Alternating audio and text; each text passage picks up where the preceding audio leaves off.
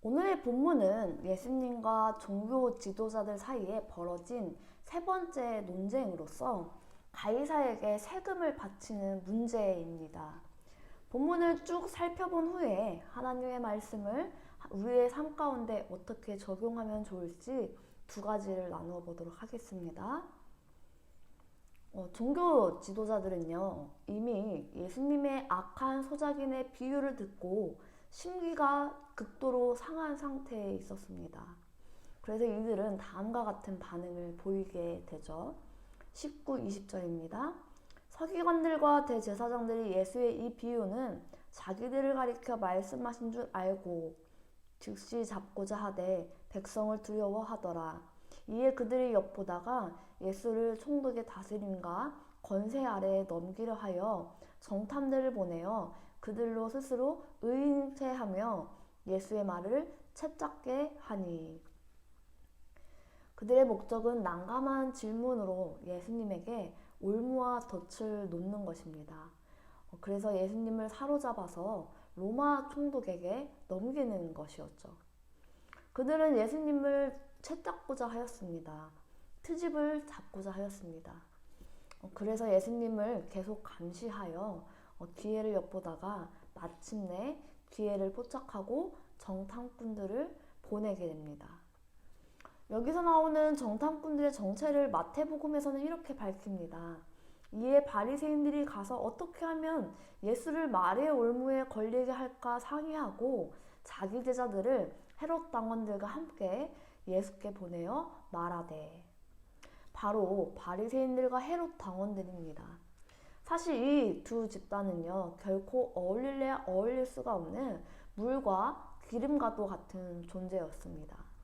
왜냐하면 바리새인은 나라와 민족을 위해 스스로 구별된 자로 여기던 자들이었던 거죠. 나라와 민족 신앙을 위해 매우 경건한 자, 민족주의 집단이었습니다. 반면에 헤롯 당원은요, 로마 제국에 협력하는 정치적인 집단이었습니다.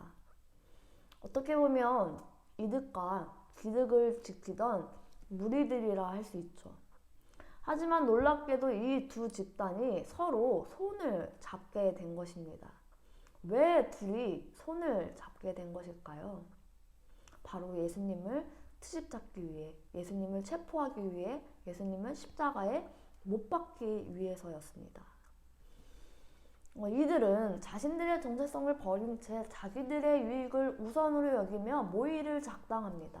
그리고 20절에 나와 있는 것과 같이 스스로 의인인 척하며 예수님의 말을 잡고자 하죠. 트집을 잡고자 합니다. 그리고 예수님을 만나 겉과 속이 다른 행동을 하게 됩니다. 21, 22절입니다. 그들이 물어 이르되 선생님이여 우리가 아노니 당신은 바로 말씀하시고 가르치시며 사람을 외모로 취하지 아니하시고 오직 진리로서 하나님의 도를 가르치시나이다. 우리가 가이사에게 세를 바치는 것이 옳으니까 옳지 않으니까 하니. 이들은요, 정체를 숨기기 위해 예수님에 대해 장황하게 칭찬을 합니다. 그리고 예수님께 양자택일의 답을 요구하는 질문을 던집니다. 과연 이들에 대해 예수님은 어떻게 반응하실까요?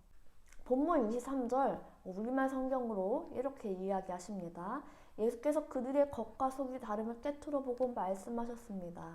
병행본문 마태복음에는 더 적나라하게 나와 있는데요. 예수께서 그들의 악함을 아시고 이르시되 외식하는 자들아 어찌하여 나를 시험하느냐. 예수님은요 이미 다 알고 계셨습니다. 이들이 예수님에게 와서 의로운 척하며 예수님을 칭찬하고 이런 질문을 하는지 그 이유 또한 알고 계셨습니다. 이들이 어떤 목적을 가지고 있는지, 어떤 마음을 품고 있는지 예수님은 이미 다 알고 계셨던 거죠. 이에 예수님은 그들의 예상과는 전혀 다른 요구를 하셨습니다. 세금을 낼 때 사용하는 데나리온 하나를 보여달라고 하시고 거기에 누구의 얼굴과 글자가 섞여 있는지, 새겨져 있는지 물으신 거죠. 그러자 그들은 가이사의 것이라고 대답하였고 예수님은 가이사의 것은 가이사에게, 하나님의 것은 하나님에게 바치라라고 이야기하셨습니다. 이렇게 예수님의 탁월하고 놀라운 답변으로 인하여 예수님을 찾고자 하였던, 예수님을 트집잡고자 했던 그들의 계획은요, 수포로 돌아가게 되죠. 그 결과 그들은요, 그 어떤 말도 할 수 없게 되었습니다. 26절에 이렇게 나와 있죠. 그들이 백성 앞에서 그의 말을 능히 채잡지 못하고 그의 대답을 놀랍게 여겨 침묵하니라.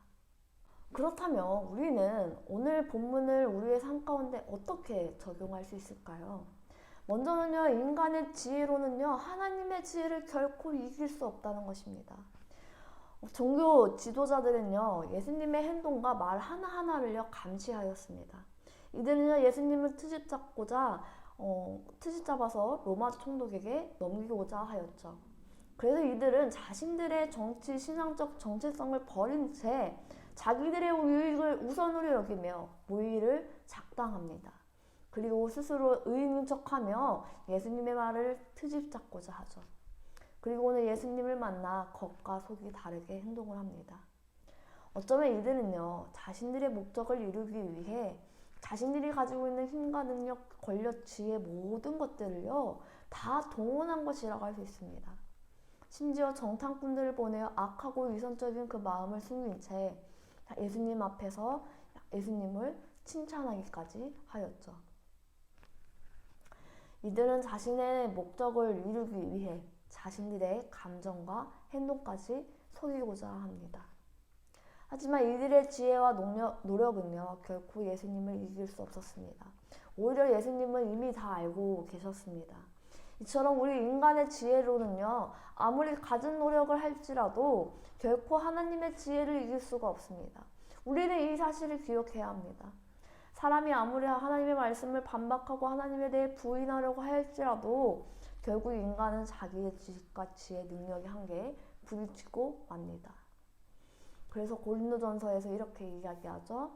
하나님의 어리석음이 사람보다 지혜롭고, 인간의 능력과 지혜가 아닌 하나님의 어리석음을 사모하며 구하는 우리 모두가 되기를 주님의 이름으로 소망합니다. 두 번째로는요, 하나님의 말씀이 우리를 깨닫게 할 때 돌이키지 않는 것입니다. 종교 지도자들은 정탐꾼들을 동원하여 정치적인 질문으로 예수님을 함정에 빠뜨리고자 했습니다.